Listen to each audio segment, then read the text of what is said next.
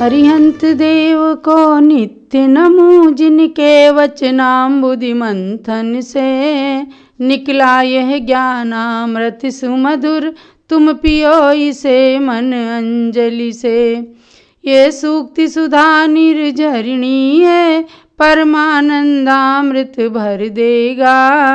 आत्मा को परम शुद्ध करके ये सिद्धि धाम में धर देगा। महानुभाव, ये है ज्ञानामृत ग्रंथ।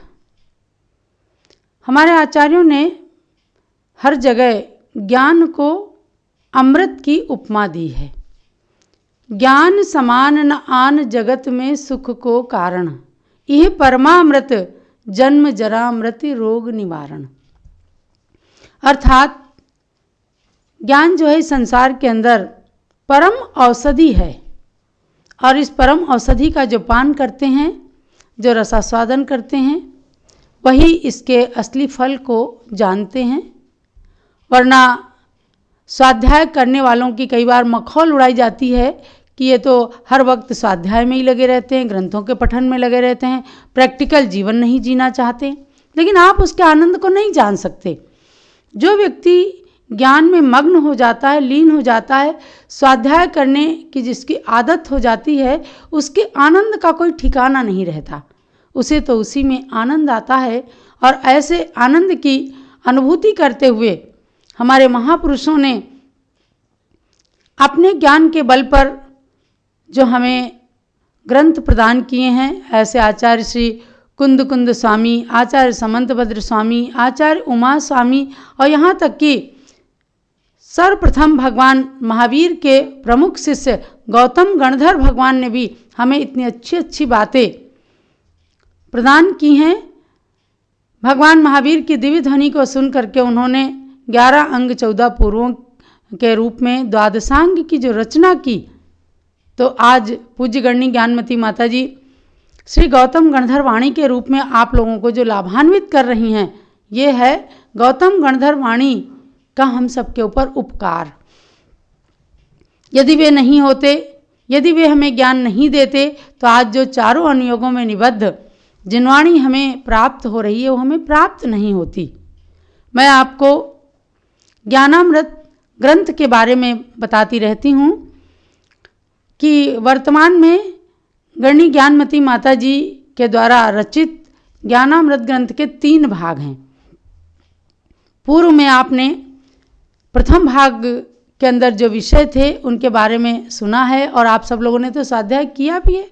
मुझे बहुत ही प्रसन्नता होती है कि 1000 से अधिक लोगों ने ज्ञानामृत ग्रंथ का स्वाध्याय किया पूज्य ज्ञानमती माता जी के अमृत महोत्सव वर्ष के अंतर्गत। और सभी लोगों ने यहाँ से भेजे हुए प्रश्नों के भी उत्तर लिखकर भेजे और पुरस्कार का लाभ प्राप्त किया है।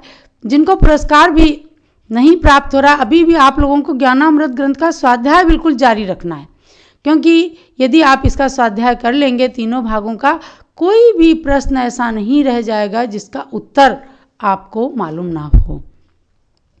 तो आज मैं आपको ज्ञानामृत ग्रंथ के भाग 2 में जो 20वां चैप्टर है, 20वां पाठ है, धरती के देवता।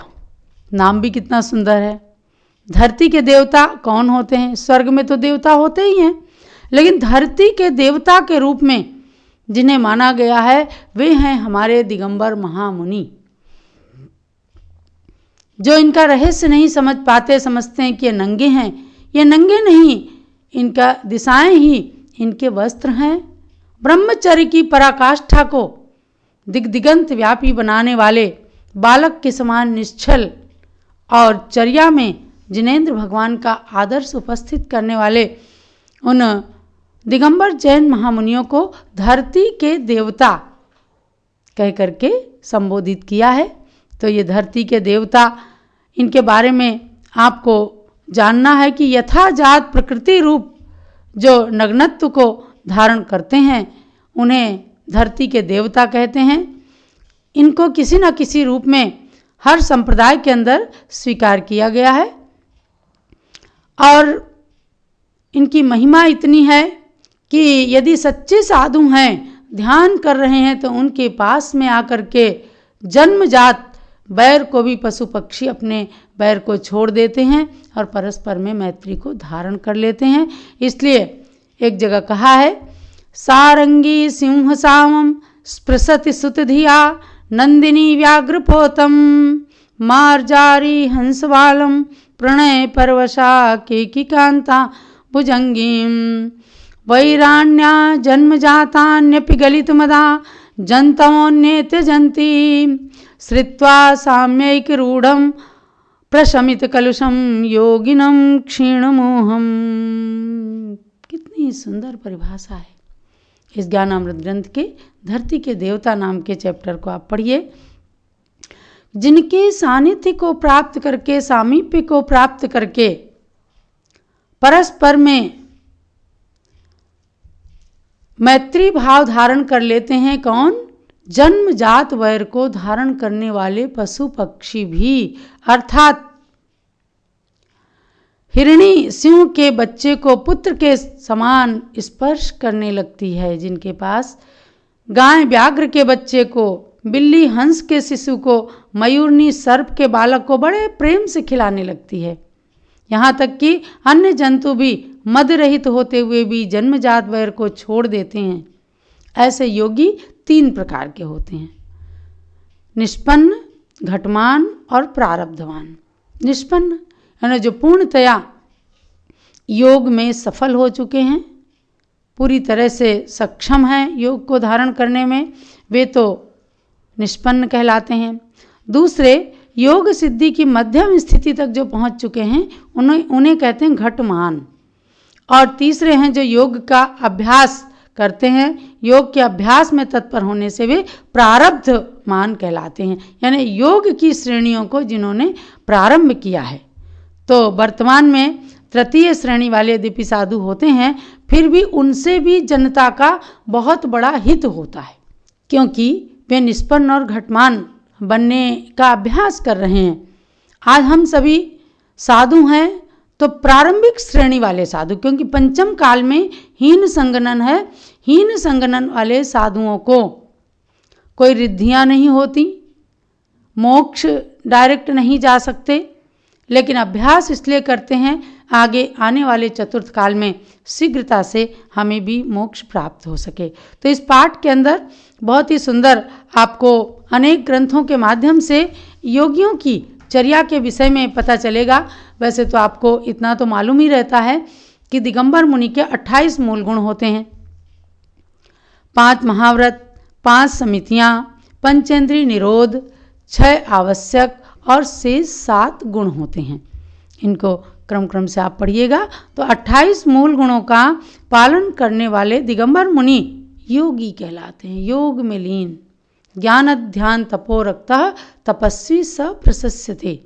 जो ज्ञान ध्यान तप में अनुरक्त होते हैं, संसार के विषय भोगों से उन्हें कुछ भी लेना देना नहीं रहता, ऐसे महान ज्ञान ध्यान में रत रहने वाले और संसार शरीर भोगों से विरक्त रहने वाले साधु को योगी कहते हैं। इनके बाह्य चिन्ह यह है कि इनके शरीर पर कोई वस्त्र नहीं रहता, आचेलक के गुण होता है, केशलोच करते हैं, हर 4 महीने के अंदर अंदर केशलोच करते हैं, शरीर का संस्कार नहीं करते अर्थात कोई मेकअप नहीं करते हैं, यथाजात मुद्रा होती है, और प्रतिलेखन यानी पिच्छिका, जैसे ये हमारे पास में पिच्छी है ना, ये जितने भी दिगंबर जैन परंपरा के मुनि आरिका हैं, छुल्लक छुल्लिका हैं, उन सब के हाथ में यह मयूर पंख की पिच्छिका होती है। ये हमारा चिन्ह होता है, इनके बिना हम साधु नहीं कहला सकते। ये हमारे संयम का उपकरण है और हर जगह इससे देख सोच कर ही हमें बैठना उठना होता है। पुस्तक भी खोलते हैं तो इस तरह से पूरा प्रतिलेखन करके। तो इन 4 चिन्हों से आप, बाह्य चिन्ह जो हैं, इनसे भी आप योगी को पहचान सकते हैं कि सच्चे योगी तो यही हैं, यानी दिगंबर मुनिराज।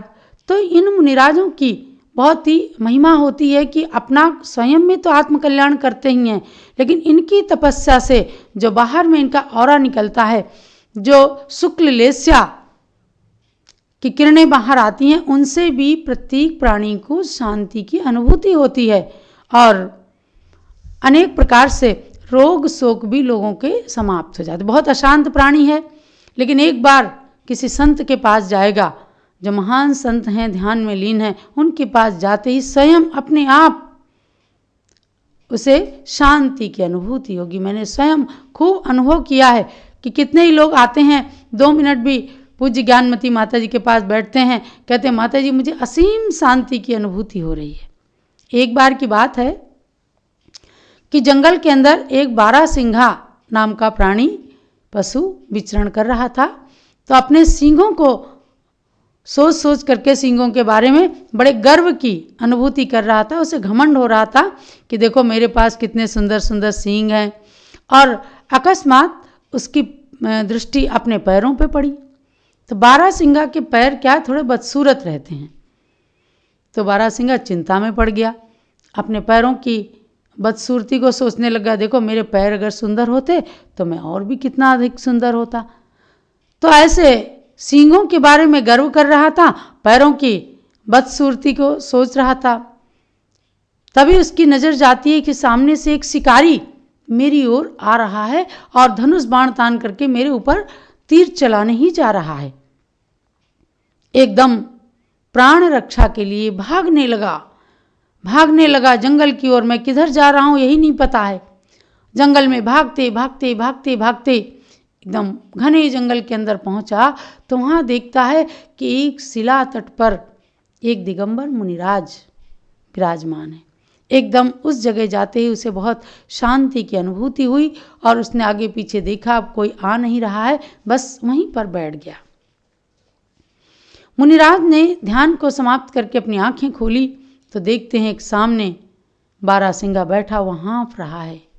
अपने दिव्य ज्ञान से उन्हें जानते देर ना लगी कि ये बेचारा परेशान है, ये अपनी प्राण रक्षा के लिए यहाँ आया है, और इसके मन में क्या क्या था सब कुछ उन्होंने जान लिया। एकदम संबोधित किया, हे भव्य प्राणी, जिन अपनी सींगों पर तू घमंड कर रहा था, मद कर रहा था, वे तेरे प्राण हरण का कारण थे, वे तेरी मृत्यु का कारण थे। और जिन अपने पैरों की बदसूरती पर तू आंसू बहा रहा था, उनके बारे में सोच रहा था कि ये कितने बदसूरत हैं, देख उन पैरों ने ही तो तेरी रक्षा की है। बारहसिंघा चिंतन करता है, कितने दिव्य ज्ञानी हैं महाराज, और वास्तव में इन्होंने हमारे मन की बात को जान लिया है। और उसने आंसू गिराते हुए उनकी बात का समर्थन किया और आगे से उसने सोचा, चिंतन किया कि वास्तव में संसार के अंदर कोई भी अच्छी बुरी चीज़ नहीं होती। जिन्हें हम अच्छा समझने लगते हैं वही हमारी मृत्यु का कारण बन जाते हैं। आज सारा संसार शरीर के मेकअप में लगा हुआ है, न जाने कितने ब्यूटी पार्लर खुले हुए हैं, जा कर के कभी बाल इधर के उधर, कभी कुछ करना कभी कुछ करना, और अपना मेकअप कराता है। फिर थोड़े दिन बाद मेकअप खत्म हो जाता, फिर उधर ही दौड़ता है। क्या आपने कभी भी, आपने मतलब किसी भी संसारी प्राणी ने वास्तव में अपनी आत्मा को भी सजाने संवारने के लिए सोचा? नहीं ना। आत्मा को सजाने संवारने के लिए तो यही हमारे साधन हैं, ये हमारे सच्चे ब्यूटी पार्लर हैं। इन ग्रंथों का स्वाध्याय कीजिए, आपकी आत्मा सज जाएगी, संवर जाएगी, जैसे ज्ञानमती माता जी की आत्मा इतने अच्छे से सज गई। आज उन्होंने अपने जीवन के 80 साल को परिपूर्ण किया। 81वें साल में सारे देश ने उनके अमृत महोत्सव को मनाया और ज्ञान अमृत ग्रंथ का स्वाध्याय किया, जो उन्होंने अमृत के रूप में हमें प्रदान किया था। तो महानुभाव, आज ज्ञानमती माता जी ने इतना ज्ञान हासिल किया, उन्होंने रत्नत्रय की साधना करके अपने जीवन में जो कीर्तिमान उपस्थित किया, यही कारण है कि उनके एक एक क्षण का हम मूल्यांकन करते हैं।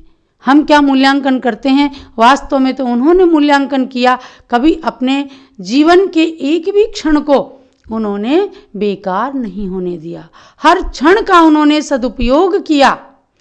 सुबह से शाम तक, जब तक उनकी आंखें खुली रहती हैं, यानी निद्रा नहीं लेती हैं, तब तक हर पल जिन धर्म की प्रभावना के लिए शास्त्र के स्वाध्याय में एकदम तत्पर रहती हैं। तो इस पूरे ग्रंथ का आप स्वाध्याय कीजिए। इसके अंदर बहुत सुंदर एक बात कही है, पेज नंबर 255 पर, कि मुद्रा सर्वत्र मान्या स्यात् निर्मुद्रो नैव मन्यते, अर्थात जिन मुद्रा का जो चिन्ह है पिच्छिका,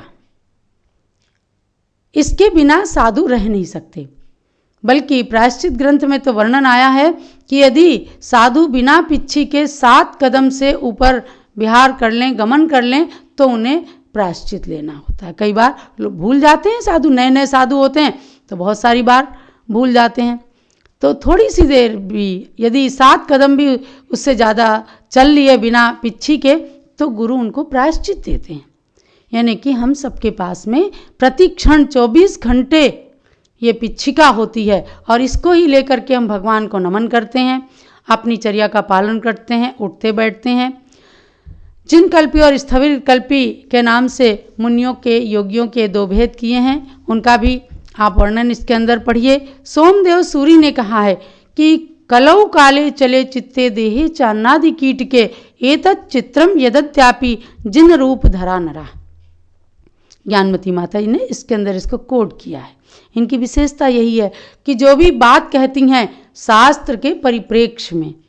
तो सोमदेव सूरी की पंक्तियों के माध्यम से इसके अंदर बताया कि आज भी बड़े आश्चर्य की बात है, जब शरीर अन्न का कीड़ा बना हुआ है, ऐसी स्थिति में भी जिन रूप के धारण करने वाले योगी मनुष्य विद्यमान हैं।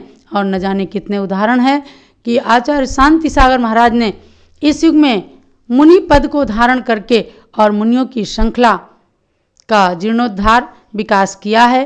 तो महानुभाव धरती के देवता कहलाने वाले इन महापुरुषों की हमेशा हमें भक्ति करनी है और उसके माध्यम से हमें गुरुओं के सानिध्य को लेकर अपने जीवन को सजाना और संवारना है। क्योंकि मैं कई बार कहा करती हूँ, सच तो सच्चे गुरु की महिमा अज्ञानी समझ न पाते हैं।